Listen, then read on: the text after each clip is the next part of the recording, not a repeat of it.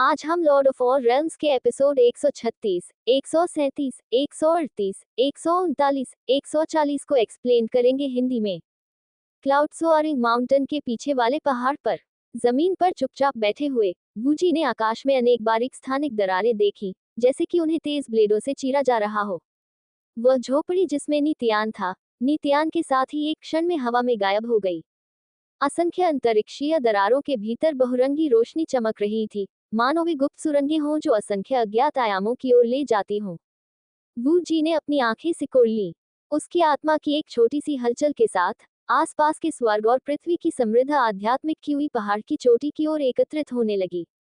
आध्यात्मिक क्यूई बादलों की तरह समूहों में आए और पूरे क्षेत्र को पूरी तरह से बंद कर दिया। यहाँ तक कि जियांग झिसु, जो पास के क्लाउड सोअरिंग पीक पर था, वो भी इस क्षेत्र में असामान्य स्थानिक गतिविधियों का पता नहीं लगा सका। वूश, एक के बाद एक, वूजी के सिर के ऊपर से कई धुंधली परछाइयां उड़ी, जो उसकी आत्मा की अभिव्यक्तियां लग रही थी। उनमें से प्रत्येक ने एक एक स्थानिक दरार में तैरकर प्रवेश किया और अन्वेषण करना शुरू कर दिया। हालांकि स्थानिक दरारें जल्दी ही सिकुड़ने और बंद होने लगी। इससे पहले कि वह अंदर के रहस्यों का पूरी तरह से पता लगा पाता, वूजी को प्रतिकूल परिवर्तन का आभास हो गया और इसलिए उसे अनगिनत छायाओं को वापस उड़ने का आदेश देना पड़ा। फिज फिज कुछ ही समय में स्थानिक दरारें एक के बाद एक बंद हो गईं, तथा असामान्य स्थानिक उतार चढ़ाव भी सामान्य हो गए। अंतरिक्ष में व्यवधान तो हैं, लेकिन दूसरे आयाम के द्वार का कोई संकेत नहीं है। गुप्त आयाम द्वार ने केवल नीतियान को अंदर ले लिया होगा और उसे उस रहस्यमय दुनिया में स्थानांतरित कर दिया होगा। एक पल सोचने के बाद उसने अपनी आंखें बंद कर लीं और अपना ध्यान शुरू कर दिया। अज्ञात रहस्यमय दुनिया में दूसरी बार नीतियान जीर्ण शीर्ण वेदी पर दिखाई दिया, 8 ड्रैगन खोपड़ियों का सामना करते हुए। नीतियान के दिल में डर पैदा हो गया जब उसने उनकी खोखली आंखों की कोठरियों को देखा। स्वर्ग और पृथ्वी की आध्यात्मिक क्यूई की एक लहर जो क्लाउड सोअरिंग संप्रदाय की आध्यात्मिक क्यूई से कई गुना अधिक समृद्ध थी, उसने उसे अभिभूत कर दिया। वह जहां बैठा था, क्यूई शोधन मंत्र का अभ्यास किए बिना, उसे लगा कि वह उच्च गति से साधना कर सकता है। ऐसा लग रहा था कि कुछ भी नहीं बदला है। वह अभी भी एक भयानक रूप से मजबूत गुरुत्वाकर्षण क्षेत्र से घिरा हुआ था। उसे वहां लाने के बाद ज्वाला ड्रैगन कवच उसके ठीक बगल में वेदी पर बैठ गया और उसके कंगन में वापस नहीं लौटा। चमकदार ज्वलंत प्रकाश से टिमटिमाता हुआ फ्लेम ड्रैगन कवच काफी उत्साहित लग रहा था। हालांकि कुछ ही क्षणों बाद स्थिति सामान्य हो गई और पुनः अंधेरा और उदासी छा गई। फ्लेम ड्रैगन कवच और नीतियान के बीच कोई बातचीत नहीं हुई। ऐसा लग रहा था कि उसकी आत्मा खुद को सुधारने और बदलाव करने के लिए वापस चली गई थी। भगवान जाने कि अगर मैं यहाँ साधना कर पाता तो ये कितनी तेजी से होता, नीतियान ने खुद से फुसफुसाया और खड़े होने का प्रयास किया। पिछली बार जब वह वहां गया था, तो वह अपने पैरों पर खड़ा नहीं हो पा रहा था और मुश्किल से ही अपना हाथ उठा पा रहा था। अब जबकि वह लघु स्वर्ग अवस्था में पहुंच चुका था और उसने द्वितीय श्रेणी के आध्यात्मिक पशु का मांस बड़ी मात्रा में खाकर अपने शरीर को मजबूत बना लिया था, तो सबसे पहले वह ये देखना चाहता था कि क्या वह खड़ा होकर चल सकता है। उसने अपनी शक्ति जुटाई और बड़ी मुश्किल से अपने पैरों पर खड़ा हुआ। खड़े होने के मात्र कार्य ने ही उसकी आध्यात्मिक शक्ति का एक बड़ा हिस्सा तथा साथ ही उसकी शारीरिक शक्ति का भी कुछ भाग नष्ट कर दिया। इससे उसे यह एहसास हुआ कि उसके लिए वेदी से बहुत दूर जाना और इस रहस्यमय भूमि का पता लगाना लगभग असंभव था। उसे यकीन था कि वेदी से कई सौ मीटर चलने में ही उसकी सारी ताकत खर्च हो जाएगी। इसलिए उसने ऐसा न करने का फैसला किया।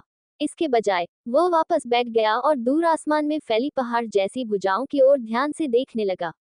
उनमें से एक ने अपनी उंगलियां फैला रखी थी, इस तरह की प्रभावशाली मुद्रा में कि ऐसा लग रहा था जैसे वह आकाश को पकड़कर नीचे खींच लेगा। पिछली बार की तरह उसने विशाल हाथ की मुद्रा की नकल की और आकाश की ओर हाथ बढ़ाया, जबकि दूर स्थित हाथ को दृढ़ता से देखता रहा। इसके तुरंत बाद उसे स्पष्ट रूप से ऐसा महसूस हुआ कि उसकी भुजा में एक पर्वत को निगलने वाली प्रभुत्वशाली शक्ति पैदा हो रही है। वह शक्ति, जिसे केवल आत्मा ही महसूस कर सकती थी, धीरे धीरे बढ़ती गई और उसके शरीर के हर कोने में फैल गई। जैसे जैसे शक्ति बढ़ती गई, उसका आध्यात्मिक सागर हिलने लगा। यहाँ तक कि उसके मांस और हड्डियों के भीतर छिपी शक्ति भी उसके साथ प्रतिध्वनित होने लगी। उसने धीरे धीरे अपनी मानसिक स्थिति को इस इशारे और शक्ति से मेल खाने के लिए समायोजित किया। वह स्पष्ट रूप से महसूस कर सकता था कि उसकी आत्मा और शरीर की शक्ति अब उसकी रक्त वाहिकाओं और शिराओं में बहुत तेजी से प्रवाहित हो रही थी। बल लगातार बढ़ रहा था। उसकी नजरें उस विशाल भुजा पर टिकी थीं और वह उसका सार समझने की पूरी कोशिश कर रहा था। साथ ही वह अपने आध्यात्मिक सागर और शरीर को लगातार समायोजित कर रहा था, ताकि वह पूरी तरह से उस प्रक्रिया में डूब जाए। बहुत लंबा समय बीत गया। हफ हफ हफ। अचानक स्वर्ग और पृथ्वी की आध्यात्मिक क्यूई, जिसने रहस्यमय भूमि के हर कोने को भर दिया था, किसी अज्ञात चुंबकीय क्षेत्र द्वारा आकर्षित हुई प्रतीत हुई, क्योंकि यह धीरे धीरे नित्यान के स्थान पर एकत्रित हो गई। श्वेत धुंधली आध्यात्मिक ऊर्जा लगातार एकत्रित होकर बादलों के समूहों के रूप में संघनित होती रही, जो सभी नित्यान के ऊपर उठाए हुए हाथ की ओर एकत्रित हो गए। ऐसा लग रहा था जैसे उसका हाथ चुंबकीय क्षेत्र का केंद्र बन गया हो, क्योंकि एक मजबूत आकर्षण बल सभी आध्यात्मिक ऊर्जा बादलों को अपनी ओर खींच रहा था। उसके उठे हुए हाथ की हथेली में शुद्ध सघन आध्यात्मिक ऊर्जा का एक उज्ज्वल हल्का गोला धीरे धीरे बनने लगा। आध्यात्मिक ऊर्जा की धुंधली गेंद ने कभी भी आसपास से आध्यात्मिक ऊर्जा को अवशोषित करना बंद नहीं किया, और धीरे धीरे गेंद के भीतर की अत्यंत समृद्ध आध्यात्मिक ऊर्जा तरलीकृत होने लगी। टकराना। अचानक उसकी उठी हुई भुजा को ढकने वाली आस्तीन फट गई और उड़ने वाले रेशों में बदल गई, तथा आध्यात्मिक ऊर्जा गेंद के भीतर से आध्यात्मिक ऊर्जा के उतार चढ़ाव का एक अत्यंत तीव्र उभार बाहर निकला। इस बीच उसने अचानक अपने उठाए हुए हाथ पर एक अतुलनीय भारी वजन महसूस किया, क्योंकि अर्धमूर्त आध्यात्मिक ऊर्जा गेंद एक पहाड़ की तरह भारी हो गई थी। अवचेतन रूप से उसने अपना हाथ हवा से नीचे खींच लिया। एक चमकदार प्रकाश की गेंद की तरह आध्यात्मिक ऊर्जा की गेंद उसकी हथेली के केंद्र से निकलकर पत्थर की वेदी पर भारी रूप से गिरी। धमाका। गेंद के फटने पर जोरदार आवाज गूंजी। हालांकि पत्थर की वेदी पर दरार का कोई निशान नहीं दिखा। क्या जिस क्षण नित्यान मानसिक रूप से ढीला हुआ, उसके भीतर की शक्ति फैल गई और उसका आध्यात्मिक सागर और मांस और रक्त सामान्य हो गया।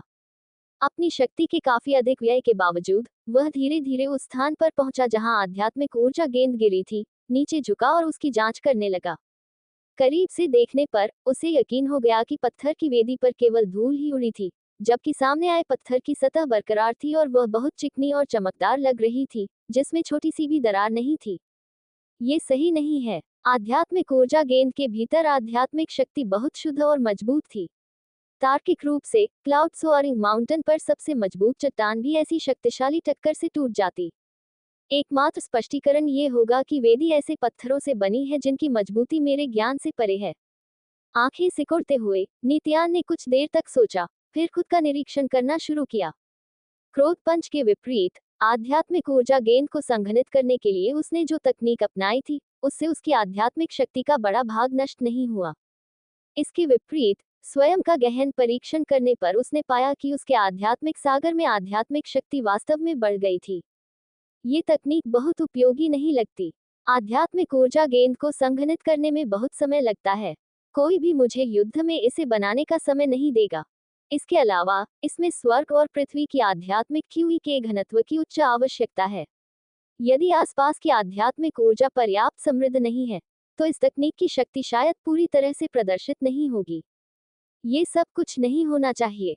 काफी देर तक सोचने के बाद उसे प्रेरणा की एक किरण सूझी। जब आध्यात्मिक ऊर्जा की गेंद जमीन पर गिरी, तो न केवल मैंने अपनी आध्यात्मिक शक्ति खर्च नहीं की, बल्कि मुझे वास्तव में थोड़ी आध्यात्मिक शक्ति प्राप्त हुई। अगर मैं आध्यात्मिक ऊर्जा की गेंद को अपने आध्यात्मिक सागर में जाने दूं तो क्या होगा? इन विचारों के साथ वह उत्साहित हो गया। एक बार फिर उसने अपना हाथ उठाया और अपनी आंखें पहाड़ जैसी भुजा पर टिका दी जो आसमान से स्वर्ग को चीरने की इच्छा रखती थी। कुछ समय बाद उसने एक बार फिर उस विशाल भुजा में राजसी शक्ति का अनुभव किया, जो पर्वतों को जीत सकती थी और नदियों को निगल सकती थी। ऐसा लग रहा था कि उसके आध्यात्मिक सागर और शरीर ने धीरे धीरे उसके अंदर हो रहे परिवर्तनों के साथ तालमेल बिठा लिया था। वूश। कुछ ही देर बाद आध्यात्मिक ऊर्जा एक बार फिर धीरे धीरे उसके उठे हुए हाथ की हथेली पर एकत्रित हो गई। कुछ ही क्षणों बाद उसकी हथेली में एक नई आध्यात्मिक ऊर्जा गेंद बन गई। जब उसे लगा कि वह उसे उठाने के लिए बहुत भारी है, तो उसने तुरंत क्यूई रिफाइनिंग मंत्र का प्रयोग किया, ताकि आध्यात्मिक ऊर्जा गेंद को अपने आध्यात्मिक सागर में खींच कर ले जा सके। मुट्ठी के आकार की आध्यात्मिक ऊर्जा गेंद तेजी से सिकुड़ गई जब उसने इसे क्यूई शोधन मंत्र के साथ प्रवाहित करने की कोशिश की।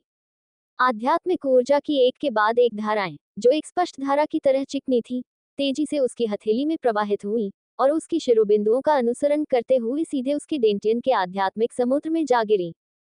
उसके आध्यात्मिक सागर के अंदर आध्यात्मिक शक्ति का भावर आश्चर्यजनक गति से घूमता था तथा आध्यात्मिक ऊर्जा को परिष्कृत और अधिक शुद्ध तथा सघन बनाता था। इस प्रक्रिया की गति उस समय की तुलना में कई गुना अधिक तेज थी जब उसने साधना के लिए आत्मा पत्थरों का उपयोग किया था। नित्यान की आंखें अचानक चमक उठी। जैसे जैसे घूमती हुई गेंद के भीतर की आध्यात्मिक ऊर्जा धीरे धीरे आध्यात्मिक शक्ति के भावर में प्रवाहित हुई, वह पहले की तुलना में कई गुना तेजी से घूमने लगी। और उसने इस प्रक्रिया को तेज करने के लिए किसी भी स्पिरिट स्टोन का उपयोग भी नहीं किया था। जब सारी ऊर्जा उसकी आध्यात्मिक शक्ति द्वारा अवशोषित कर ली गई और शोधन के एक दौर से गुजरी, तो नित्यान ने अपनी आत्मा से स्वयं की जांच की और तुरंत पाया कि उसके आध्यात्मिक समुद्र का सबसे बाहरी क्षेत्र शुद्ध और सघन आध्यात्मिक शक्ति से भर गया था। साधना के इस दौर का परिणाम कई दिनों तक आध्यात्मिक पत्थरों के साथ की गई कड़वी साधना के बराबर था। यदि वह इस रहस्यमय भूमि में रह सके और स्वर्ग और पृथ्वी की आध्यात्मिक क्यूई को इस तरह के क्षेत्रों में इकट्ठा और संघनित करना जारी रख सके और फिर इसे अपने आध्यात्मिक समुद्र में परिष्कृत कर सके, तो उसे पूरा यकीन था कि लघु स्वर्ग चरण में उसकी सफलताओं की गति 7 या 8 गुना बढ़ जाएगी। हालांकि यह मानकर चला गया कि वह यहाँ रह सकता है। एक बार जब वह क्लाउड सोअरिंग संप्रदाय में वापस लौट आया, तो उसके लिए अपनी साधना में इतनी बड़ी प्रगति करना असंभव होगा यदि वह वहां स्वर्ग और पृथ्वी की आध्यात्मिक क्यूई के साथ अभ्यास करता। यहाँ आध्यात्मिक ऊर्जा अत्यधिक सघन एवं प्रबल थी। क्या ऐसा हो सकता है कि यह एक ऐसी तकनीक है जिसका इस्तेमाल सिर्फ यहाँ ही किया जा सकता है, और यह क्रोध से मुक्का मारने जैसी विस्फोटक तकनीक नहीं है? नित्यान ने स्थिति पर विचार करने के लिए अपना समय लिया। साथ ही उसने अपने आध्यात्मिक सागर को परिष्कृत करने के लिए बार बार इस तकनीक का उपयोग किया। इस तरह की विधि के माध्यम से वह अपने आध्यात्मिक सागर को आश्चर्यजनक गति से शांत कर सकता था। उसने महसूस किया कि वो अपने आध्यात्मिक सागर के शुद्धिकरण का एक चक्र केवल लगभग 5 दिनों में ही पूरा करने में सफल हो गया। उसके श्वेत और धूमिल आध्यात्मिक सागर के भीतर मूलतः मंद और बिखरी हुई आध्यात्मिक ऊर्जा शोधन के एक दौर के बाद बहुत सघन और समृद्ध हो गई थी। हालांकि उसे ऐसा नहीं लगा कि वह उस सफलता बिंदु पर पहुंच गया है जहां वह अब अपने आध्यात्मिक सागर का विस्तार नहीं कर सकता है और उसे मजबूत बनने के लिए अपने साधना आधार में तत्काल सुधार करने की आवश्यकता होगी, जिस तरह से उसने तब महसूस किया था जब वह क्यूई शोधन के 9वें स्तर के शिखर पर था।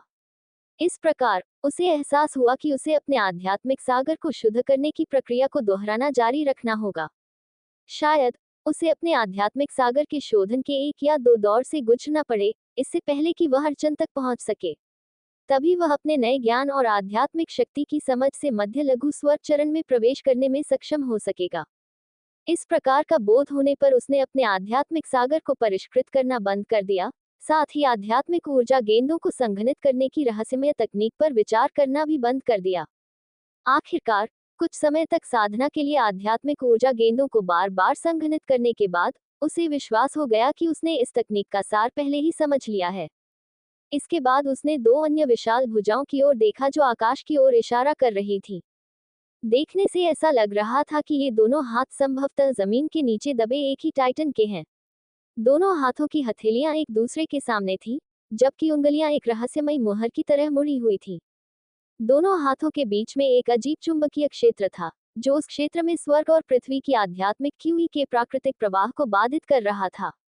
कुछ समय तक निरीक्षण करने के बाद उसने धीरे धीरे अपने हाथों को आगे बढ़ाकर अपनी हथेलियों को एक दूसरे के सामने करके तथा अपनी अंगुलियों को थोड़ा मोड़कर एक समान हस्त मुद्रा बनाने का प्रयास किया।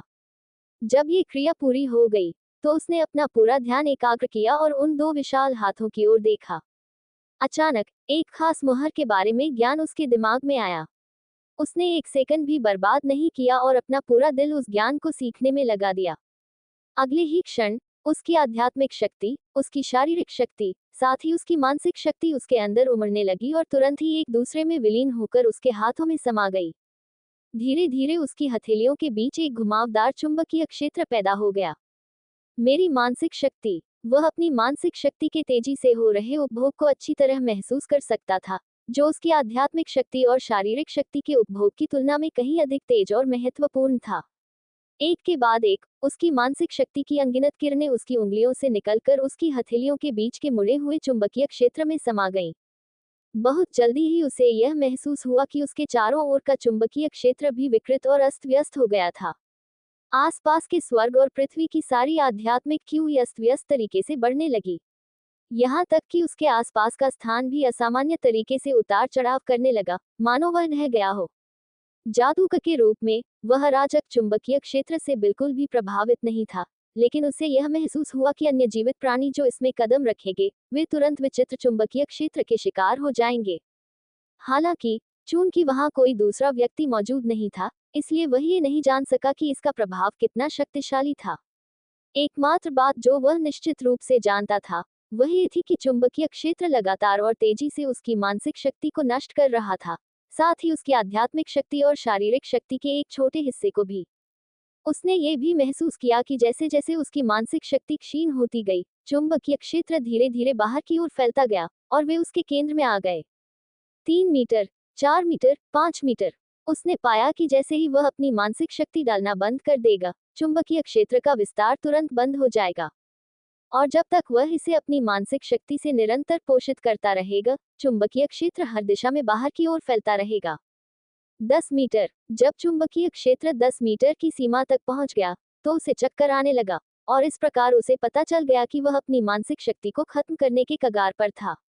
वह तुरंत रुक गया। जिस क्षण उसने अपनी मानसिक शक्ति से इसे ईंधन देना बंद कर दिया, अराजक और विघटनकारी चुंबकीय क्षेत्र, जो पहले से ही 10 मीटर की सीमा को कवर कर रहा था, बढ़ना बंद हो गया। हालांकि उस समय उसने महसूस किया कि उसकी आध्यात्मिक शक्ति और शारीरिक शक्ति अभी भी समाप्त हो रही थी, जो चुंबकीय क्षेत्र को बनाए रखने के लिए शक्ति प्रदान कर रही थी। वह स्वर्ग और पृथ्वी की तीव्र गति से बढ़ती आध्यात्मिक क्यूई से आश्चर्यचकित था, साथ ही इस तथ्य से भी कि अंतरिक्ष भी संकुचित हो रहा था, जिससे उसके चारों ओर एक चुंबकीय क्षेत्र बन गया था। इस तकनीक को आजमाने में भी समय लगता है। इसके अलावा मेरी मानसिक शक्ति का ह्रास बहुत ज्यादा है। हालांकि ऐसा लगता है कि एक बार यह बन जाने के बाद इसे बनाए रखने के लिए मेरी आध्यात्मिक शक्ति और शारीरिक शक्ति के एक छोटे से हिस्से की ही जरूरत होती है। केवल इसलिए कि मैं यहाँ अकेला हूँ और मैं इससे पूरी तरह प्रभावित हूँ, मेरे लिए ये जानना संभव नहीं है कि इसकी असली शक्ति कितनी प्रबल है। ऐसा लगता है कि भविष्य में जब मैं इसे बाहर इस्तेमाल करूंगा तो मुझे इसे सीखना होगा।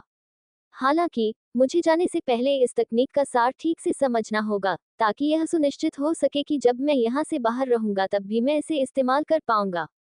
कुछ देर सोचने के बाद उसे कुछ थकान महसूस हुई, इसलिए उसने हाथ बांधना बंद कर दिया। जैसे ही उसने हाथ की मुहर छोड़ी, आध्यात्मिक शक्ति और शारीरिक शक्ति जो लगातार बाहर निकल रही थी, वह भी बाहर की ओर बहना बंद हो गई। हालांकि रहस्यमय विकृत चुंबकीय क्षेत्र गायब नहीं हुआ। इसके विपरीत ये कायम रहा। चूंकि अब ऊर्जा की आपूर्ति नहीं थी, इसलिए क्षेत्र धीरे धीरे सिकुड़ता गया और ऐसा लगने लगा कि समय बीतने के साथ ही अंततः गायब हो जाएगा। 1, 2। उसने चुपचाप अपने मन में गिनती की और देखा कि मुड़ा हुआ चुंबकीय क्षेत्र लगभग 3 मिनट के बाद पूरी तरह से हवा में फैल गया। चुंबकीय क्षेत्र के गायब होने के बाद सब कुछ सामान्य हो गया। हालांकि मानसिक शक्ति, आध्यात्मिक शक्ति और शारीरिक शक्ति जो उसने ग्रहण की थी, वह वापस नहीं आई।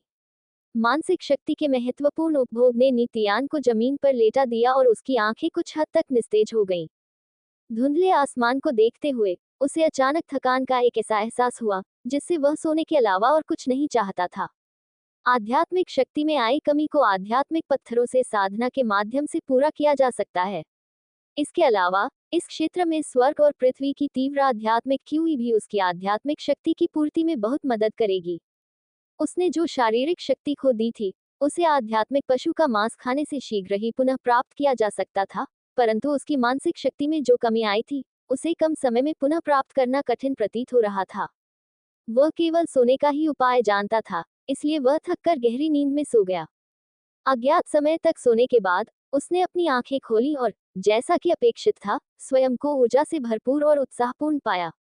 उसके बाद वह रहस्यमय भूमि के भीतर 2 विशाल हाथों द्वारा बनाई गई रहस्यमयी हाथ की मुहर की बार बार नकल करता रहा और उसे समझता रहा। अपने शरीर में मानसिक शक्ति, आध्यात्मिक शक्ति और शारीरिक शक्ति का समन्वय करके उसने बार बार अजीबोगरीब घुमावदार चुंबकीय क्षेत्र बनाया और जाने से पहले उसे पूरी तरह से समझने की कोशिश की। ज्वाला स्वर्ग के दायरे में नीतियान को गए हुए आधा महीना हो गया था, जिसके दौरान 7 महान संप्रदायों के बीच लड़ाई पहले ही शांत हो चुकी थी। आध्यात्मिक खजाने के संप्रदाय को तबाह करने के बाद पृथ्वी ज्वाला जानवर जो स्कारलेट ज्वाला पर्वत श्रृंखला से मुक्त हो गया था, बलपूर्वक स्वर्ग में घुस गया और रक्त संप्रदाय और भूत संप्रदाय के गहन क्षेत्र विशेषज्ञों और फैंग हुई के अवरोध के बावजूद गायब हो गया। पृथ्वी ज्वाला जानवर द्वारा मचाई गई तबाही के कारण, साथ ही पृथ्वी के केंद्र से निकले मैग्मा के कारण, रक्त संप्रदाय, भूत संप्रदाय और आध्यात्मिक खजाना संप्रदाय, जो शुरू में एक भयंकर लड़ाई में थे, उनके पास लड़ाई बंद करने के अलावा कोई विकल्प नहीं था। इसके बाद आकाश से ज्वलंत उल्काएं उतरी, जो क्रमशः 7 प्रमुख संप्रदायों के प्रदेशों और आसपास के क्षेत्रों में गिरी।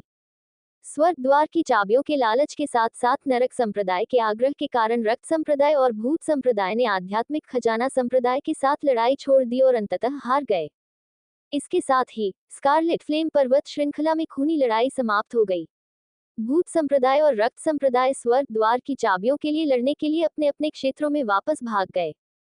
आध्यात्मिक खजाने के संप्रदाय को विनाशकारी नुकसान उठाना पड़ा था, लेकिन यह संप्रदाय के विनाश के बिंदु तक पहुंचने के लिए पर्याप्त गंभीर नहीं था। इसलिए जब उन्होंने संप्रदाय का पुनर्निर्माण किया, तो उन्होंने उल्काओं पर अंकित स्वर्ग द्वार की चाबियां भी इकट्ठा करना शुरू कर दिया। मिस्टिक मिस्ट संप्रदाय और ग्रेवल संप्रदाय ने जब पहली बार नर्क संप्रदाय पर आक्रमण किया तो उन्हें बढ़त हासिल हो गई, लेकिन जब चांग सेन की पत्नी कोंग युन संप्रदाय में वापस आ गई तो उनका सफाया हो गया। यदि चांग सेन का हस्तक्षेप न होता, तो मिस्टिक मिस्ट संप्रदाय और ग्रेवल संप्रदाय के आधे से अधिक विशेषज्ञ उसकी पत्नी द्वारा मारे जा सकते थे। मिस्टिक मिस्ट संप्रदाय और ग्रेवल संप्रदाय के क्यूई योद्धाओं के उदास चेहरों के साथ अपने संप्रदायों में लौटने के कुछ ही समय बाद नर्क संप्रदाय ने अन्य सभी संप्रदायों में यह बात फैला दी कि स्वर्ग का द्वार 7 दिनों में खुल जाएगा। जिन लोगों ने स्वर्ग द्वार की चाबियां प्राप्त कर ली थी, उन्हें परीक्षण में भाग लेने की अनुमति दी गई, चाहे उन्होंने चाबियां कैसे प्राप्त की हो या वे किस संप्रदाय से आते हों। 7 संप्रदायों के प्रत्येक व्यक्ति, जिन्हें स्वर्ग द्वार की चाबियां प्राप्त हो गई थी, उत्साह से भर गए तथा परीक्षण की तैयारी करते हुए अपनी उंगलियां चटकाने लगे। उनके संबंधित संप्रदायों के विशेषज्ञों ने भी उन्हें तैयार करने और शक्ति संचय करने में कोई कसर नहीं छोड़ी, यह आशा करते हुए कि वे स्वर्ग द्वार के भीतर महान लाभ कमा सकते हैं। इस समय वू जी, जो नीतियान के रहस्यमय भूमि में प्रवेश करने के बाद गायब हो गए थे, पीछे के पहाड़ पर लौट आए। गेट खुलने में सिर्फ 7 दिन बचे हैं। बच्चा अभी तक बाहर क्यों नहीं आया? वापस लौटने पर जब उन्हें नीतियान का कोई सुराग नहीं मिला तो वू जी ने भौहें सिकोड़ ली। अज्ञात रहस्यमय भूमि में पूरे वर्ष आकाश में धुंध छाई रहती थी। न सूर्य, न तारे, न चंद्रमा, न ही दिन या रात जैसी कोई चीज होती थी। नीतियान ने अव्यवस्थित चुंबकीय क्षेत्र को संघनित करने, 2 विशाल भुजाओं से ज्ञान प्राप्त करने तथा अपनी मानसिक शक्ति समाप्त हो जाने के बाद सोकर पुनः स्वस्थ होने के चक्र को दोहराया। वह समय के बारे में पूरी तरह से भूल गया था, लेकिन फिर एक दिन अचानक दर्द के झटके से वह अपने सपनों से जाग गया। अपनी मानसिक शक्ति को पुनः प्राप्त करने के बाद भी वह कुछ हद तक भ्रमित महसूस कर रहा था। एक बार फिर एक तेज दर्द हुआ और उसने पाया कि यह उसके हाथ के पीछे गेट के आकार के पैटर्न से आ रहा था। टैटू जैसे पैटर्न से अब हल्की रोशनी निकल रही थी, जो ऐसा लग रहा था जैसे अनगिनत बारीक सुइयां उसके शरीर में चुभ रही हों। इससे पहले टैटू जैसा पैटर्न कभी भी अजीब नहीं लगा था। स्वर्ग द्वार की चाबी। नीतियान का मन कांप उठा क्योंकि उसे अचानक कुछ एहसास हुआ। उसे संदेह था कि स्वर्ग द्वार की चाबी को अचानक बदलने का कारण संभवतः ये था कि स्वर्ग द्वार खुलने वाला था। ऐसा लगता है कि अब मेरे जाने का समय आ गया है। वह अपने पैरों पर खड़ा हुआ, फ्लेम ड्रैगन कवच के पास गया, अपना हाथ बढ़ाया और अपनी तर्जनी उंगली को ब्लड कोर पर रख दिया, जो फ्लेम ड्रैगन कवच के केंद्र छाती क्षेत्र में धंसी हुई थी। उसने अपने विचार अपनी आत्मा से व्यक्त किए और उसे रक्त कोर तक पहुंचा दिया। ज्वाला ड्रैगन कवच, जो रहस्यमय भूमि में प्रवेश करने के बाद से सुस्त और रंगहीन हो गया था, अचानक आग की चिंगारियों के साथ टिमटिमाने लगा। आग की वे चिंगारियां घूमते तारों की तरह थी जो कवच के भीतर बह रही थी। फिर अगले ही क्षण ज्वाला ड्रैगन कवच से भयंकर गर्मी निकलने लगी और वह शीघ्र ही उफनती लपटों के गोले में डूब गया। आग की लपटों के केंद्र में एक दाने के आकार का चकाचौंध करने वाला प्रकाश बिंदु था, जो समय बीतने के साथ तीव्र गति से फैलता गया। अचानक गुरुत्वाकर्षण बल उत्पन्न हुआ। अचानक नीतियान प्रकाश की एक धारा में बदल गया और चमकीले बिंदु में उड़ गया। इस बीच क्लाउड सोअरिंग माउंटेन के पीछे वाले पहाड़ पर काफी समय से नितियान की प्रतीक्षा कर रहे वूजी को अचानक कुछ महसूस हुआ। उसने अपनी आंखें सिकोड़ लीं और पहाड़ की चोटी के चारों ओर स्वर्ग और पृथ्वी की आध्यात्मिक की हुई एक अदृश्य ढाल में बदल गई। पहाड़ की चोटी पर से आने वाली असामान्य आवाजों का एक कण भी ऐसी बाधा को भेद नहीं सकता। क्रैकल, एक के बाद एक, आसमान में अचानक कई जगह दरारें दिखाई देने लगी। आग की एक छोटी सी चिंगारी चमक उठी और दरारों से बाहर निकलकर अगले ही पल लपटों की सुरंग में बदल गई। एक तेज आवाज के साथ नित्यान की आकृति ज्वाला की नई बनी सुरंग से बाहर निकली। खटखट, ज्वाला ड्रैगन कवच, जो अभी भी उग्र आग और एक अजीब आभा बिखेर रहा था, उसने नित्यान का सुरंग से बाहर पीछा किया और एक जोरदार धमाके के साथ जमीन पर उतरा। वू जी की आंखों में एक चमक सी चमक उठी जब उसकी नजर फ्लेम ड्रैगन कवच पर पड़ी। जमीन पर गिरे हुए ज्वाला ड्रैगन कवच ने वू जी की निगाह को देख लिया था और वह तेजी से आग के एक छोटे से बिंदु में सिकुड़ गया और जल्दी से नित्यान की कलाई पर पकड़े हुए कंगन में छिप गया। इसकी आध्यात्मिकता अद्भुत है, वू जी काफी आश्चर्यचकित दिखे। इसी समय अचानक कहीं से प्रकट हुई स्थानिक दरारें तेजी से सिकुड़ गईं और एक एक करके गायब हो गईं। दूसरे आयाम से वापस यात्रा करने के कारण नित्यान को हल्का चक्कर आया। जब उसका दिमाग साफ हुआ तो उसने पहली नजर में वू जी को देखा। एक शानदार मुस्कान के साथ उसने कहा, मास्टर। वू जी ने धीरे से सिर हिलाया और स्पष्ट स्वर में पूछा, कोई लाभ हुआ? नित्यान के चेहरे पर खुशी छा गई जब उसने जवाब दिया, मैंने 2 रहस्यमयी हस्तमुहरें उठाई हैं। वू जी की आंखें चमक उठी। उसने उनसे विस्तृत जानकारी नहीं मांगी, लेकिन कहा, तुम इतनी देर से कैसे वापस आए?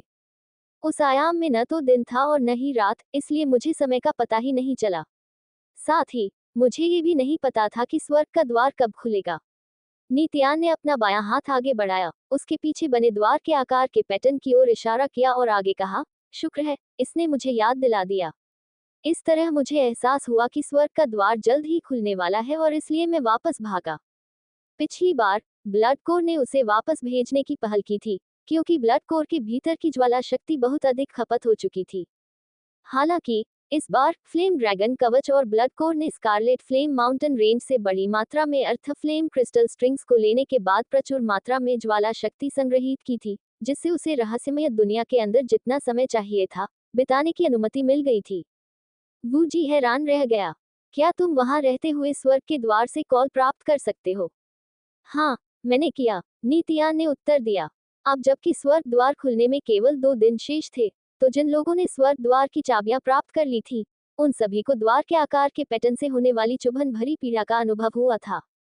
वे सभी जानते थे कि स्वर्ग का द्वार खुलने वाला था, भले ही उन्हें नर्क संप्रदाय की ओर से कोई चेतावनी न दी गई हो। वू जी को इस बात से कोई आश्चर्य नहीं हुआ कि स्वर्ग द्वार की चाबियां योग्य लोगों को याद दिला सकती हैं कि स्वर्ग द्वार ज्वाला स्वर्ग के दायरे में खुलने वाला था। आश्चर्य की बात यह थी कि नित्यान ज्वाला स्वर्ग के क्षेत्र में नहीं था, बल्कि एक रहस्यमय आयाम में था, जो ज्वाला स्वर्ग के क्षेत्र से एक अज्ञात दूरी से अलग था, और फिर भी उसे स्वर्ग द्वार की कुंजी से अनुस्मारक प्राप्त हुआ। वू जी स्वर्ग के द्वारों के भीतर छिपे अंतहीन रहस्यों पर आश्चर्यचकित थे जो गिरते तारों के क्षेत्र में अक्सर दिखाई देते थे। वह जो कुछ बता सकता था, उसके अनुसार स्वर्ग के द्वार की प्रत्येक कुंजी जो राज्य के बाहर से आई थी, अपने साथ रहस्यमय स्थानिक उतार चढ़ाव लेकर आई थी, जो इतने प्रबल थे कि उन्होंने आयामों के बीच की असीम दूरी को भी नजरअंदाज कर दिया था। कोई आश्चर्य नहीं कि स्वर्ग द्वार को गिरते सितारों के क्षेत्र के अनसुलझे रहस्यों में से एक माना जाता है, वू जी ने बड़बड़ाते हुए कहा। अब लगभग समय आ गया है। हमारे संप्रदाय के सभी 13 शिष्य जिन्होंने स्वर्ग द्वार की चाबियां प्राप्त की हैं, वे पहले ही नर्क संप्रदाय के लिए रवाना हो चुके हैं, और नर्क संप्रदाय ने वादा किया है कि वे कोई बाधा नहीं खड़ी करेंगे और स्वर्ग द्वार की चाबी वाले किसी भी व्यक्ति को अंदर जाने देंगे। अगर तुम वहां से पहले निकल आते तो मैं तुम्हें बहुत सी बातें समझा देता, लेकिन अब हमारे पास ऐसा करने का समय नहीं है। आपको जल्द से जल्द रवाना होना होगा।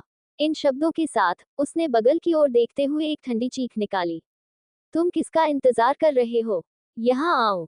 थंडर बीस्ट की धीमी चीख, जो सुनने में ऐसी लग रही थी जैसे उसे अन्याय महसूस हो रहा हो, दूर आकाश से आ रही थी, और जल्द ही नित्यान उसे अपने करीब आते हुए देख सकता था। वू जी ने कहा, मुझे वह कमांड पदक दिखाओ जो मैंने तुम्हें दिया था। नित्यान ने जल्दी से अपने कंगन में हाथ डाला और वू जी द्वारा उसे दिया गया कमांड पदक निकाला, ताकि वह आध्यात्मिक खजाने के संप्रदाय से 3 आइटम चुन सके। फिर उसने दोनों हाथों से उसे वू जी को सौंप दिया।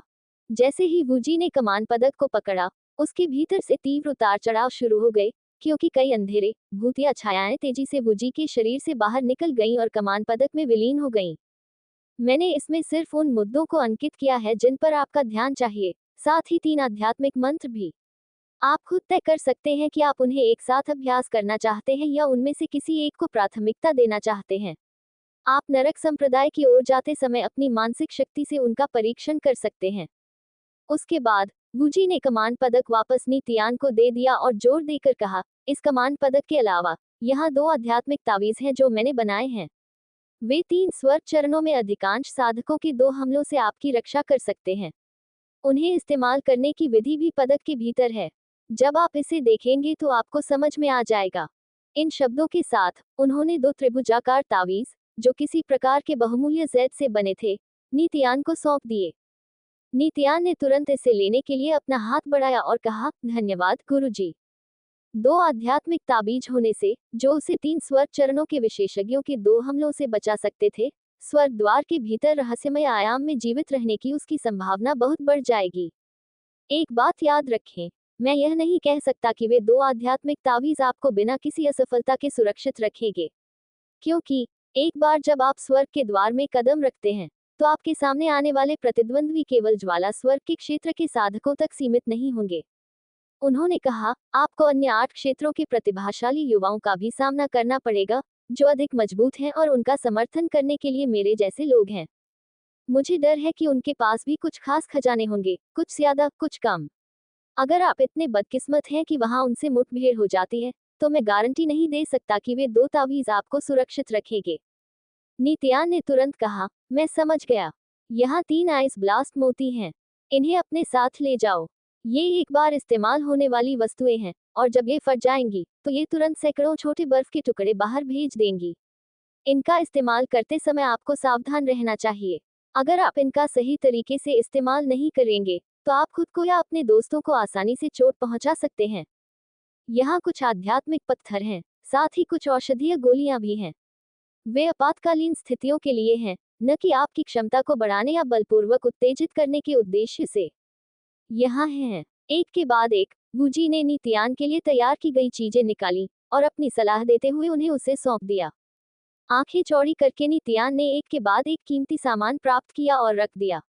पहली बार उसे लगा कि वह कितना भाग्यशाली है कि उसे वूजी जैसा शक्तिशाली और प्यार करने वाला गुरु मिला है। ज्वाला स्वर्ग के क्षेत्र के पूर्व में, नरक संप्रदाय में, एक विशाल झील के किनारे एक भव्य शहर था जो अनगिनत विशाल काले पत्थरों से बना था। ये ज्वाला स्वर्ग के क्षेत्र नरक संप्रदाय के सबसे मजबूत की हुई योद्धा संप्रदाय का घर था। दर्पण जैसी झील के पास बड़ी संख्या में क्यू योद्धा एकत्रित होकर शोर मचा रहे थे। उनमें से हर एक ने अलग अलग रंगों के वस्त्र पहने थे और वे ज्वाला स्वर्ग के क्षेत्र के 7 प्रमुख संप्रदायों से आए थे, और वे वहां स्वर्ग के द्वार खुलने की प्रतीक्षा कर रहे थे। नरक संप्रदाय के अनुसार स्वर्ग का द्वार झील के मध्य स्थित टापू पर 2 घंटे में खुल जाएगा। जिस क्षेत्र में क्लाउड सोआरिंग संप्रदाय के अनुयायी एकत्र हुए थे, वहां ली फैन, लियू यान, जियांग लिंगजू और 10 अन्य लोग एक घेरे में खड़े होकर एक दूसरे से कुछ फुसफुसा रहे थे। लियू यान, जो पहले स्कारलेट फ्लेम माउंटेन रेंज में फंस चुका था, ली फैन से बेकार की बातें करते हुए उसके चेहरे पर एक गंभीर भाव था। ऐसा लग रहा था कि वह बहुत उदास था। सौभाग्य से उनके गुरु वू शिंग और उनकी कनिष्ठ योद्धा बहन लू शिंग दोनों ही स्कारलेट फ्लेम पर्वत श्रृंखला से जीवित वापस आ गए थे, और संप्रदाय में वापस जाते समय उनकी मुलाकात एक उल्का से हुई, जिसमें स्वर्ग द्वार की कुंजी थी, इसलिए उन्होंने वह कुंजी प्राप्त कर ली। हालांकि इनमें से किसी ने भी उसे खुश नहीं किया, क्योंकि उसके कनिष्ठ योद्धा भाई शी की स्कारलेट फ्लेम पर्वत श्रृंखला के भीतर एक दुखद मौत हो गई थी। जिस व्यक्ति ने शी को मारा था, वह भूत संप्रदाय का एक महान स्वर्ग चरण क्यू योद्धा था, जो वर्तमान में उसके पास ही खड़ा था, लेकिन वह कुछ नहीं कर सका। ली फैन ने भौहें सिकोड़ते हुए कहा, क्या नीतियान को भी चाबी नहीं मिली? वह यहाँ क्यों नहीं है? जियांग लिंगजू ने अपना सिर हिलाया और कुछ देर सोचने के बाद कहा, मुझे भी नहीं पता। ब्लैक क्लाउड सिटी से थंडर बीस्ट द्वारा ले जाने के बाद वह पीछे के पहाड़ पर ही रहा और तब से दिखाई नहीं दिया। क्या ये हो सकता है कि मार्शल ग्रेंडनकल ने उसके लिए कोई और व्यवस्था की हो? ली फैन ने अनुमान लगाते हुए कहा, शायद वह नहीं चाहता कि वह हेवन गेट ट्रायल में हिस्सा ले। जियांग लिंगजू ने कुछ देर तक चुपचाप सोचा और फिर कहा, मुझे ऐसा नहीं लगता। मेरी साधना का आधार भी उनके जैसा ही है, जो कि आरंभिक लघु स्वर्ग अवस्था पर है। और मेरे पिता भी अच्छी तरह जानते हैं कि स्वर्ग द्वार का परीक्षण खतरों से भरा है, फिर भी उन्होंने मुझे आपके साथ जाने देने का फैसला किया। मार्शल ग्रेंडन कल को नीतियान से बहुत उम्मीदें हैं और उन्हें ये भी पता होना चाहिए कि हेवन गेट ट्रायल उनके लिए क्या लेकर आएगा। मुझे बहुत संदेह है कि वह उसे जीवन में एक बार मिलने वाले ऐसे अवसर को हाथ से जाने देंगे। जब क्लाउड सोअरिंग संप्रदाय के अनुयायी आपस में बातें कर रहे थे, तो आंशी, जो आध्यात्मिक खजाना संप्रदाय के प्रतिभागियों के एक छोटे समूह में खड़ी थी, लगातार उन पर नजर रख रही थी। उसकी आंखें चिंता से भरी हुई थी। वह ये भी सोच रही थी कि नीतियान क्यों नहीं आया। स्वर्ग द्वार के खुलने का समय नजदीक आता जा रहा था, और वह चिंतित थी कि नीतियान इतना अच्छा अवसर खो देगा।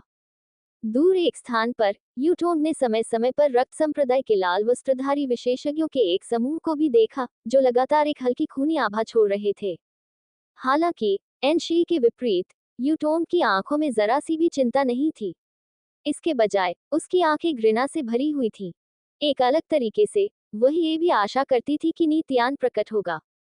दूसरी तरफ झाओ हाइफेन, डुआन युआन और हु किंगवन, जो पहले ब्लैक क्लाउड सिटी में दिखाई दिए थे, उनके हाथों के पीछे भी स्वर्ग द्वार का पैटर्न था। वे भी लगातार क्लाउड सोअरिंग संप्रदाय समूह की जांच करने के लिए अपना सिर घुमाते रहे। वूश, ये वह क्षण था जब अचानक एक आध्यात्मिक जानवर के उड़ने की आवाज गूंजी। जब थंडर बीस्ट, जो नीतियान को ले जा रहा था, नर्क संप्रदाय के क्षेत्र की ओर उड़ा, तो ऐसा लगा कि वह किसी चीज से डर गया है और उसने नीतियान को दूर स्थान पर छोड़ दिया। जैसे ही नीतियान उसकी पीठ से कूदा, थंडर बीस्ट उड़ गया। ऐसा प्रतीत हुआ कि वह नरक संप्रदाय के क्षेत्र में एक और क्षण के लिए भी रुकने को तैयार नहीं था। जब वह पहले थंडर बीस्ट की पीठ पर उड़ रहा था, तो नीतियान ने बहुत दूर से एक विशाल शहर देखा जो एक पहाड़ जितना बड़ा था। नरक संप्रदाय, वह शहर जहां नरक संप्रदाय स्थित था, एकदम काला था, मानो कोई विशाल काले ठंडे स्टील का टुकड़ा हो। जब वह नीचे उतरा, तो उसने अपनी आंखें सिकोड़कर देखा और पाया कि शहर की दीवारों पर असंख्य अज्ञात राक्षसों और भूतों के चित्र उकेरे गए थे। उनमें से हर एक बहुत ही जीवंत था। वे या तो भयंकर दहाड़े मार रहे थे, मांस को नोचकर निगल रहे थे, या एक दूसरे को मार रहे थे। पत्थर की दीवार पर राक्षसों के चित्रों को देखने के अलावा, नीतियान को पहले से ही दबा हुआ महसूस हो रहा था, जैसे कि राक्षस और भूत किसी भी समय उन चित्रों की सीमाओं को तोड़ देंगे और जो कुछ भी देखेंगे उसे मार देंगे। नीतियान के दिमाग में अचानक एक अजीब विचार आया। क्या यह संभव है कि वे वास्तव में जीवित हों? नीतियान, इस तरफ। ली फैन ने झील के किनारे से उसे हाथ हिलाकर जल्दी आने का आग्रह किया। उसने ध्यानपूर्वक देखा और पाया कि ली फैन लोगों के एक समूह में खड़ा था, जिनमें लियुयान और जियांग लिंगजू भी थे। ये देखकर कि लियुयान सुरक्षित और स्वस्थ है, नीतियान के चेहरे पर तुरंत मुस्कान खिल उठी। इससे पहले उसे थंडर बीस्ट द्वारा सीधे पीछे के पहाड़ पर ले जाया गया था, और इस प्रकार उसे स्कारलेट फ्लेम पर्वत श्रृंखला से कोई जानकारी नहीं मिली थी। इसके तुरंत बाद उसने फ्लेम ड्रैगन कवच का उपयोग करके उस अज्ञात रहस्यमय भूमि की यात्रा की, जहां उसने तकनीकें सीखी और साधना की। जब वह वापस लौटा, क्योंकि उसे तुरंत रवाना होना था, वूजी के पास उसे सब कुछ बताने का समय नहीं था, बल्कि उसने केवल सबसे महत्वपूर्ण बातें कमान पदक पर अंकित की और उसे रवाना करने से पहले कुछ चीजें दी। इसलिए उसे यह स्पष्ट रूप से पता नहीं था कि उनके जाने के बाद स्कारलेट फ्लेम पर्वत श्रृंखला में क्या हुआ था तथा इस क्षण तक कितने लोग जीवित बचे थे। झील के किनारे खड़े होकर अन्य 6 संप्रदायों के क्यू योद्धाओं ने नीतियान की ओर अपनी नजरें डाली, जिनमें से सभी की भावनाएं अलग अलग थीं। नीतियान, उसे देखते ही यूटोन की चमकती आंखों से हड्डियों को छेदने वाली घृणा निकल पड़ी, मानो वह उसे जिंदा खा जाएगी। भूत संप्रदाय समूह में मोशी ने चालाकी से हंसते हुए अपने साथी संप्रदाय के सदस्यों से धीमी आवाज में कहा, मुझे विश्वास नहीं हो रहा है कि वह भी यहाँ है। नर्क संप्रदाय के डुआन युआन ने ठंडी चीख मारी। आखिरकार वह यहाँ आ गया। मिस्टिक मिस्ट संप्रदाय समूह में झेंग बिन को कुछ याद आ गया था। उसने अपना सिर हिलाया और एक गहरी सांस ली। आध्यात्मिक खजाना संप्रदाय समूह में एन शी के सुंदर शिष्यों में एक हल्की सी खुशी दिखाई दी। भीड़ की उत्सुक निगाहों के नीचे नीतियान पत्थर के रास्ते पर चलता हुआ ली फैन और अन्य लोगों के पास पहुंचा। अंकल लियू, आपको दोबारा देखकर अच्छा लगा, नीतियान ने कहा। लियुयान ने सिर हिलाया और मुस्कुराते हुए कहा, यह अच्छा है कि आप वहां से भी बाहर निकल आए। क्या है, कुछ गड़बड़ है? लियुयान के चेहरे पर अजीब भाव देखकर नीतियान ने पूछा। ओह, कुछ नहीं, लियू यान ने कुछ नहीं बताया। इसके बजाय उसने कहा, ये कुछ ऐसा है जो स्कारलेट फ्लेम माउंटेन रेंज में हुआ था। वैसे भी हम जल्द ही स्वर्ग के द्वार से गुजरने वाले हैं। मैं आपको साथी संप्रदाय के सदस्यों से मिलवाता हूँ जो परीक्षण में भाग लेने जा रहे हैं। इन शब्दों के साथ उन्होंने प्रत्येक क्लाउड सोअरिंग संप्रदाय के शिष्यों का परिचय कराया जो स्वर्ग के द्वार में प्रवेश करने वाले थे। छोटे मार्शल चाचा, नमस्कार। छोटे मार्शल चाचा, इनमें से ज्यादातर लोग उससे बहुत बड़े थे और उनकी साधना का आधार या तो स्वर्ग या महान स्वर्ग की अवस्था में था। अतीत में अगर वे ब्लैक क्लाउड सिटी में नी कबीले में जाते थे तो नी डोंगहाई और नी बेचुआन को कबीले के द्वार पर व्यक्तिगत रूप से उनका स्वागत करना पड़ता था। हालांकि समय बदल जाता है, चाहे या न चाहे। जब लियू यान ने उन्हें नीतियान से मिलवाया तो वे केवल विनम्रता से उसका अभिवादन कर सकते थे। आखिरकार नीतियान वू जी का शिष्य था। क्लाउड सोअरिंग संप्रदाय के प्रतिभागियों का परिचय देने के बाद लियू यान ने अन्य 6 संप्रदायों के प्रतिभागियों की ओर इशारा किया और धीमी आवाज में उनका परिचय देना शुरू किया। नीतियान उनमें से केवल कुछ लोगों को ही पहचान पाया, जबकि अधिकांश लोग उसके लिए नए थे। उसने ध्यान से सुना और उनमें से हर एक को अपने दिल में याद कर लिया। वह अच्छी तरह जानता था कि एक बार जब वह स्वर्ग के द्वार में कदम रखेगा तो उनमें से ज्यादातर लोग उसके दुश्मन बन जाएंगे। इसके अलावा ये परीक्षण ग्रीन इल्यूजन आयाम परीक्षण से बिल्कुल अलग था। वहां ये देखते हुए कि वे काफी मजबूत थे, उनके विरोधियों को नियम के अनुसार उन्हें कभी भी कहीं भी मारने की अनुमति थी। रास्ते में उसने वूजी द्वारा कमान पदक में छोड़े गए नोटों से पहले ही पढ़ लिया था कि एक बार जब वह स्वर्ग के द्वार से प्रवेश करेगा तो उसे युद्धों का सामना करना पड़ेगा जिनकी क्रूरता उसकी कल्पना से परे होगी।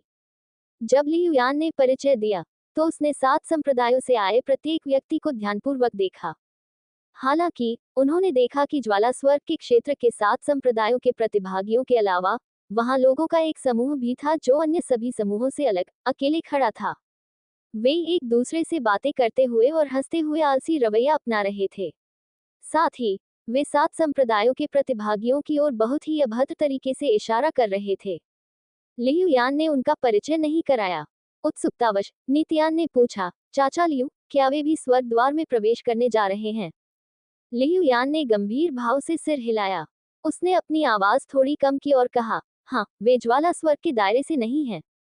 वे दूसरे क्षेत्रों से हैं। आप देखिए, हर बार 3 स्वर्ग द्वार गिरते सितारों के डोमेन के 3 अलग अलग क्षेत्रों में दिखाई देते हैं। हालांकि गिरते तारों के क्षेत्र में 9 क्षेत्र हैं, जिसका अर्थ है कि उनमें से 6 में स्वर्ग के द्वार नहीं दिखाई देंगे।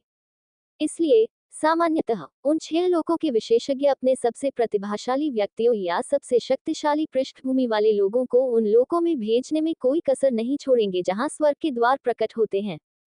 मुझे ये भी नहीं पता कि वे लोग कहां से आए थे, लेकिन वे सभी नर्क संप्रदाय के माध्यम से आए थे। वे एक ही क्षेत्र से हो सकते हैं या कई अलग अलग क्षेत्रों से। मैं उनमें से किसी को नहीं पहचानता, इसलिए मैंने उनका आपसे परिचय नहीं कराया। ओह, मैं समझ गया, नीतियान ने कहा। लेकिन उन्होंने स्वर्ग द्वार की चाबियां कैसे प्राप्त की? ज्वाला स्वर्ग के क्षेत्र में गिरने वाले उल्कापिंडों ने पूरे क्षेत्र को कवर कर लिया। लियू यान ने बताया, उनमें से कुछ 7 प्रमुख संप्रदायों के क्षेत्रों में उतरे जबकि अन्य कुछ दूर निर्जन कोनों में उतरे। जब उन्होंने हमारे क्षेत्र में उल्का वर्षा के बारे में सुना तो वे अंतरस्थानिक टेलीपोर्टेशन पोर्टल के माध्यम से यहाँ आए और उन दूरस्थ उल्कापिंडों से स्वर्ग द्वार की चाबियां इकट्ठा करने के लिए फैल गए। अचानक लियू यान ने बोलना बंद कर दिया और उसकी अभिव्यक्ति गंभीर हो गई। कुछ गड़बड़ है? नीतियान ने पूछा। ली फैन के चेहरे पर घृणा साफ देखी जा सकती थी जब उसने बीच में टोका, उनमें से कोई भी ज्वाला स्वर्ग के क्षेत्र से नहीं था, इसलिए जब उन्होंने उन उल्काओं पर स्वर्ग द्वार की चाबियों के लिए लड़ाई लड़ी तो उनके साधन बेहद क्रूर और बर्बर थे। उनमें से हर एक के हाथ खून से सने हुए हैं। हमारे राज्य के कम से कम 100 किसानों को उन्होंने मार डाला। मृतकों में से अधिकांश 7 प्रमुख संप्रदायों के अधीनस्थ कुलों के साधक थे और वे सभी दयनीय मौत मरे। उनमें से कुछ क्लाउड सोअरिंग संप्रदाय के अधीनस्थ कुलों से थे। ली फैन ने उनके खूनी कारनामों के बारे में बताया। नीतियान की आंखों में एक ठंडी नजर दिखाई दी। मैं समझ गया। स्वर्ग द्वार खुलने में अभी भी थोड़ा समय बाकी था। नीतियान साफ झील के किनारे चुपचाप खड़ा था और लियू यान के शांत परिचय को सुन रहा था, साथ ही साथ अपने आसपास के माहौल का भी जायजा ले रहा था। ज्वाला स्वर्ग के दायरे के प्रत्येक प्रमुख संप्रदाय में लगभग 10 प्रतिभागी थे, आध्यात्मिक खजाना संप्रदाय को छोड़कर। उनमें से अधिकांश स्वर्ग स्तर या महान स्वर्ग स्तर पर थे। उनमें से केवल कुछ ही नीतियान जैसे छोटे स्वर्ग स्तर पर थे। इस बीच ऐसा लग रहा था कि अन्य लोगों से आए सभी लोगों के पास महान स्वर्ग साधना आधार था। अभी ज्यादा समय नहीं बीता था जब ज्वाला स्वर्ग के राज्य के साथ प्रमुख संप्रदायों ने युद्ध के मैदान में एक दूसरे का सामना किया था। हालांकि नीतियान को यह देखकर आश्चर्य हुआ कि दोनों पक्षों के स्वर्ग द्वार के चाबीधारक अब बिना किसी संघर्ष के इस स्थान पर एकत्रित हो गए थे। बेशक उसे इस बात का कोई अंदाजा नहीं था कि यह सब इसलिए हो रहा था क्योंकि नर्क संप्रदाय पर्दे के पीछे से चीजों को नियंत्रित कर रहा था। एनशी लगातार उसकी ओर देखती रही, उसकी आंखें चिंता और जिज्ञासा से भरी हुई थीं। हालांकि उसने आगे बढ़कर उससे बात नहीं की, जैसे कि उसके मन में कुछ आशंकाएं थीं।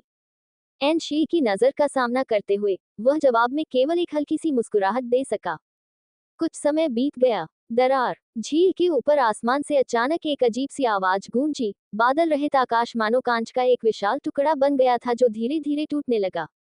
यह आ रहा है वे सभी लोग जिन्होंने स्वर्ग द्वार की चाबियां प्राप्त की थीं, जिनमें कई विशेषज्ञ भी शामिल थे, जो नर्क संप्रदाय की विशाल शहर की दीवारों के ऊपर खड़े थे। उनके चेहरे पर चमक थी जब उन्होंने ऊपर देखा। इस समय नीतियान को अचानक महसूस हुआ कि उसके हाथ के पीछे स्वर्ग द्वार का पैटर्न बेहद गर्म हो गया था, मानो वह जल रहा हो। नीतियान ने पीछे मुड़कर अपने पीछे विशाल शहर की ओर देखा। किसी अज्ञात कारण से विशाल शहर के भीतर से हिंसा, उन्माद, हत्या और विनाश का एक भयावह मिश्रित वातावरण फैल गया था। शहर की ओर एक नजर डालते ही उसका चेहरा डर से पीला पड़ गया। उसने कहा, देखो, शहर को देखो। शहर की दीवारों पर लगे राक्षसों के असंख्य चित्रों में जीवन और आत्मा निहित थी, और वे तुरंत जीवंत हो गए। अचानक कई दर्जन मीटर लंबा एक राक्षस, जो गहरे हरे रंग के शिल्कों से ढका हुआ था और जिसके सिर के ऊपर एक घुमावदार सींग था, पत्थर की दीवार से मुक्त हो गया। हफ हफ हफ असंख्य लंबी मोटी जंजीरें, जिनमें अनगिनत छोटे छोटे जादुई प्रतीक थे, दीवार से बाहर निकलती रहीं। ऐसा लग रहा था जैसे वे जंजीरें उस राक्षस के शरीर में घुस गई हों और अब उसे लगातार शहर की दीवार की ओर खींच रही हों। पूरी ताकत से जंजीरों को तोड़ने के लिए संघर्ष करते हुए राक्षस ने अपना सिर पीछे फेंका और एक ध्वनिहीन दहाड़ लगाई। ऐसा प्रतीत होता है कि और भी अधिक राक्षसों को स्वर्ग और पृथ्वी में होने वाले परिवर्तनों का आभास हो गया था, और वे दीवारों से बाहर निकलते समय भागने की कोशिश करते हुए बिना आवाज के चीखने लगे। हालांकि जादुई प्रतीकों वाली हजारों जंजीरें मजबूत पत्थर की दीवारों से बाहर निकलकर उनका पीछा करती रहीं। हर एक जंजीर राक्षसों के शरीर में घुस गई और लगातार उन्हें दीवारों में वापस खींचती रही। हालांकि विशाल शहर अभी भी ऊंचा और स्थिर खड़ा था, मानो उन राक्षसों के संघर्ष से उस पर कोई असर नहीं पड़ा हो। शहर की दीवारों के ऊपर नरक संप्रदाय के सैकड़ों विशेषज्ञों के चेहरे पर ठंडे भाव थे, और वे राक्षसों की ओर थोड़ी सी उपहासपूर्ण निगाहों से देख रहे थे। उनके चेहरों के भावों से ऐसा लग रहा था मानो उन्हें लग रहा था कि सारा प्रतिरोध और संघर्ष पूरी तरह से बेकार है। ली फैन के चेहरे पर हल्की चमक थी जब उसने राजसी शहर की ओर देखा और कहा, राक्षसों को फंसाने वाली यातना संरचना। भगवान जाने कितने सालों से उन राक्षसों को उन दीवारों में कैद करके रखा गया है। क्या उन्हें भी स्वर्ग और पृथ्वी में होने वाले बदलावों का एहसास हो गया है और वे ऐसे समय में अपनी बेड़ियों से मुक्त होना चाहते हैं? चाचा ली, नर्क संप्रदाय का ये शहर वास्तव में एक जेल है जहां वे राक्षसों को कैद करते हैं? नीतियान ने चौंकते हुए पूछा। उसने पहले सुना था कि नर्क संप्रदाय वास्तव में एक विशाल कारागार है, जिसके भीतर दूर दूर से आए हुए राक्षस बंद हैं, जिन्होंने कभी शहरों को नष्ट कर दिया था और लोगों को परेशान किया था। हालांकि उसने यह मान लिया था कि जेल जमीन के नीचे गहरी छिपी हुई है। तुम सही हो, ली फैन ने जोर से सिर हिलाया और उसे समझाया, वह शानदार शहर परम जेल है। और जो राक्षस तुम देख रहे हो, जहां तक मुझे पता है, वे वास्तव में ज्वाला स्वर्ग के दायरे के स्वदेशी निवासी हैं। स्वदेशी निवासी? जियांग लिंगजू की अभिव्यक्ति भी थोड़ी झिलमिला उठी। ली फैन ने कड़वाहट से मुस्कुराते हुए कहा, बिल्कुल। ज्वाला स्वर्ग का क्षेत्र मूल रूप से उनका घर था। अज्ञात समय पहले शक्तिशाली प्राचीन मानव की हुई योद्धाओं ने सितारों की नदी के माध्यम से यात्रा की और इस स्थान को पाया। और यहाँ पहुंचने पर उन्होंने ज्वाला स्वर्ग के क्षेत्र के स्वदेशी राक्षसों के साथ खूनी लड़ाई शुरू कर दी, जो दशकों तक चली। सबसे शक्तिशाली राक्षस एक के बाद एक मारे गए। इस बीच कई क्यू योद्धा, जो डोमेन में यात्रा करने के लिए पर्याप्त मजबूत थे, उन्हें भी राक्षसों ने फाड़ दिया और खा लिया। हालांकि अंतिम विजय मानव क्यू योद्धाओं की थी।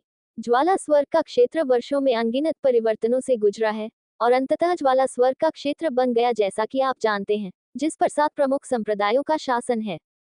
अपनी बाधाओं से भागने की कोशिश कर रहे असंख्य राक्षसों को देखकर अन्य लोगों से आए महान स्वर्ग मंच की योद्धा भी विस्मय में लग रहे थे। दानव फंसाने वाली यातना संरचना। नरक संप्रदाय की ताकत वाकई प्रभावशाली और गहरी है। अगर ये तथ्य न होता कि नरक संप्रदाय यहाँ स्थित है, तो ज्वाला स्वर्ग के दायरे पर बहुत पहले ही आक्रमण हो चुका होता। नरक संप्रदाय वास्तव में शक्तिशाली है। न केवल वे इतनी बड़ी संख्या में राक्षसों को फंसाने में सक्षम हैं, बल्कि वे उनसे लगातार शक्ति भी प्राप्त कर सकते हैं। हालांकि जब स्वर्ग का द्वार खुलने वाला है, तब राक्षस विद्रोह क्यों करने लगे हैं? कौन जानता है। जब वे बातें कर रहे थे, तो झील के ऊपर से आसमान से आती दरारों की आवाजें और भी तेज होती जा रही थी। नित्यान का ध्यान भी आकाश की ओर आकर्षित हुआ और वह ऊपर देखने से खुद को रोक नहीं सका। क्रैकल, 2 लंबी सनकरी स्थानिक दरारें ऐसा प्रतीत हो रही थी जैसे किसी तेज ब्लेड से काटकर खोल दी गई हो, जो धीरे धीरे खाली आकाश में दिखाई दे रही थी। 2 स्थानिक दरारें एक दूसरे को काटती थी और उस प्रतिच्छेद बिंदु से अचानक चकाचौंध करने वाली रोशनी निकलती थी। प्रकाश धीरे धीरे रूपांतरित हुआ और धीरे धीरे प्रकाश की एक विशाल गेंद में बदल गया, जो लगातार उतार चढ़ाव और विकास करता रहा, जब तक कि नित्यान और अन्य लोगों के हाथों के पीछे स्वर्ग द्वार के पैटर्न के समान एक पैटर्न धीरे धीरे आकाश में आकार नहीं ले लिया। हफ हफ हफ। ऐसा प्रतीत होता है कि 1000 मील के दायरे में स्थित स्वर्ग और पृथ्वी की आध्यात्मिक क्यू स्थानिक दरारों से प्रभावित हुई और उस क्षेत्र की ओर पागलों की तरह एकत्रित हो गई। नित्यान ने गुप्त रूप से आसपास के क्षेत्र की जांच की और पाया कि सभी आध्यात्मिक क्यूई का गंतव्य एक ही था, स्वर्ग का द्वार जो खुलने वाला था। तुम सभी जिनके पास स्वर्ग द्वार की चाबियां हैं, अपने आप को तैयार करो। जब स्वर्ग द्वार पूरी तरह से बन जाएगा, तो स्वर्ग द्वार के भीतर से एक गुरुत्वाकर्षण बल उत्पन्न होगा और यह सीधे तुम्हें अंदर खींच लेगा। शुरू से ही नरक संप्रदाय के संप्रदाय गुरु क्याओयांग ने अपने पैरों के नीचे विशाल शहर के भीतर राक्षसों के विद्रोह पर कभी ध्यान नहीं दिया था। उसने स्वर्ग द्वार की ओर देखा जो पूरी तरह से आकार लेने वाला था, और ऊंची आवाज में पुकारा, ओह ओह। इस समय 2 अंतरिक्षीय दरारों के प्रतिच्छेद बिंदु के भीतर से दुनिया को हिला देने वाली गर्जनाएं गूंज उठी। एक घना बैंगनी काला कोहरा धीरे धीरे स्थानिक दरारों से बाहर निकला और जल्द ही नर्क संप्रदाय के ऊपर आकाश में फैल गया। क्या नर्क संप्रदाय के हर शक्तिशाली विशेषज्ञ के चेहरे पर अचानक चमक आ गई। जब अन्य लोगों से आए क्यू योद्धाओं ने स्वर्ग द्वार की लंबी और संकरी दरारों से बाहर निकलती मोटी बैंगनी काली धुंध को देखा, तो वे भी अशांत हो गए। मस्त है। पत्थर की दीवार से निकली एक लंबी भारी जंजीर अचानक टूट गई। अनगिनत जादुई प्रतीक, जो चमकते सितारों के समान चमकीले थे, टूटी हुई जंजीर से बाहर निकले ताकि उस सबसे शक्तिशाली राक्षस को कैद किया जा सके। हालांकि राक्षस पागलों की तरह संघर्ष कर रहा था, जैसे कि उसे अपनी जाति के किसी राजा ने बुलाया हो। पलक झपकते ही वह सभी प्रतिबंधों के बावजूद जबरन एक स्थानिक दरार में घुस गया। यह अच्छा नहीं है। आखिरकार कियाओयान के चेहरे पर चमक आ गई। बाकी लोगों को रोको। सबसे शक्तिशाली राक्षस के भाग जाने के बाद शेष राक्षसों ने अपने शरीर को और अधिक हिंसक ढंग से मरोड़ना शुरू कर दिया, मानो उन्हें अचानक नई शक्ति मिल गई हो। नित्यान ने ध्यानपूर्वक देखा और पाया कि बैंगनी काला धुंध जो अंतरिक्षीय दरारों से बाहर निकल रहा था, वह कई बहती नदियों में बदल गया था और फंसे हुए राक्षसों में बह रहा था। बैंगनी काले धुंध को अपने शरीर में प्रवेश करने देने के बाद राक्षसों को अचानक असीम शक्ति प्राप्त हो गई, और यहाँ तक कि उनके शरीर में घुस चुकी जंजीरें भी अब उन्हें रोक पाने में सक्षम नहीं थीं। एक के बाद एक असंख्य राक्षसों ने अपनी जंजीरें तोड़ दी और शहर की दीवार से मुक्त होकर अंतरिक्षीय दरारों में घुस गए।